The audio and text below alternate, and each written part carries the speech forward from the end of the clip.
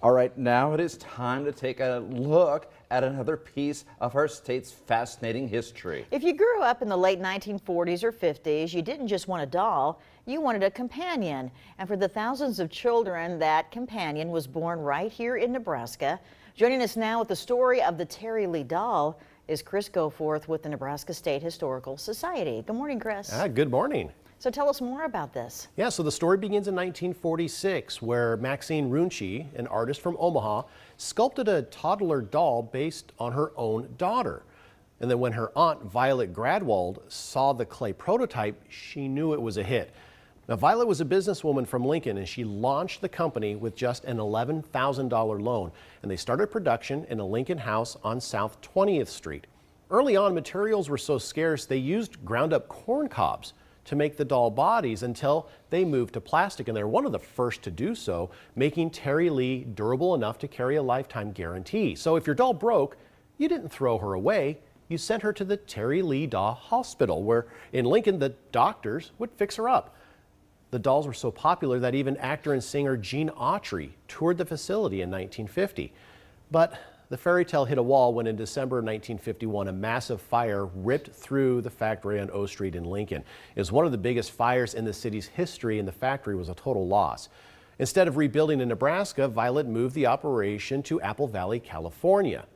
Sadly, that California dream also turned into a nightmare. By the late 50s, facing massive debt, Violet hired a financial advisor named Marvin Miller, who turned out to be a con man. By 1958, the new factory burned down in a suspicious fire, and Miller was eventually convicted of arson. Violet lost the factory, but she never lost her legacy. And today, those dolls made of plastic and Nebraska grit are a prized collectible, reminding us of a time when Lincoln, Nebraska was the fashion capital of the toy world.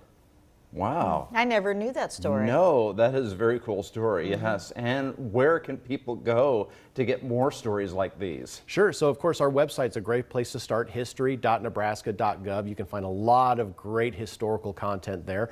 Be sure to follow us on social media, Facebook, X, Instagram, YouTube as well. And you can just kind of get those little tidbits of history throughout your day and follow us along with some of the great stories that we're going to share, not just this month, as we get through the holiday season, but into next year and beyond. I'm curious if anybody has one of those dolls. They seem highly collectible. Yeah. They are, and quite a few people still do, and it's really amazing to see how many people still have those dolls given the short period of time that Terri Lee dolls were made. And they're highly collectible, and a lot of people not have them in the toy box. They have them up on the mantle or someplace safe. Yeah, highly prized. Sad Yes. what happened there too. You know, 2 fires. I mean, that's sad. Yeah, it's really unfortunate the way the company ended the way it did.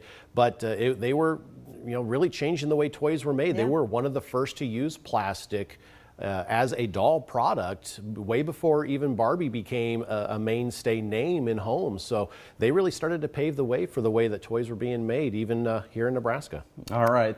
Thank you.